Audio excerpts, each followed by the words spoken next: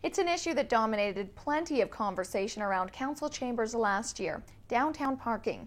The issue will be back in the spotlight during Monday's meeting, but an expert on community development says there's more to downtown revitalization than that. A new proposed towing procedure and a proposed bylaw to deal with vehicles illegally parked in private lots are just two of the issues council will contend with Monday. Downtown parking, tied to revitalization of the city's core, is not exclusive to Prince George. What do you do with the downtown and issues around housing, shopping, public services, private sector services? They all need attention, but the thing that often focuses the debate is what to do about the street. A notice of motion is also underway, beginning with Monday's meeting. The notice has been submitted by 3 councillors seeking a reconsideration of the rate increases to off-street parking. So if we take the 2nd Avenue Parkade, it was running at about $48.66 a month. That was increased to approximately $90 a month. So that's quite an increase.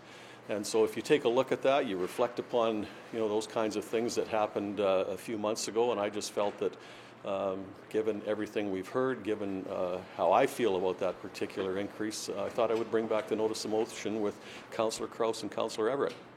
The motion seeks a different bylaw in which the rates would be increased by 10% in each of 3 years. Greg Halseth says parking often becomes a lightning rod for discussion around downtown revitalization, avoiding the bigger issues. Lynn Hall agrees. I'd like to see the residential piece. I think we need to move forward with that and try to entice some way, somehow, developers to get on the downtown side of Victoria Street, if you would, and develop a multifamily condo-style living. I think there is a market for that. Multi-use development in the downtown would serve a number of purposes for downtown revitalization, according to Halseth. We've seen beautiful examples of this already in Prince George around the Elizabeth Fry housing, where we've got a mix of activities happening in the same space. Much better than vast expanses of just either simply parking lots or off-street parking and that sort of thing.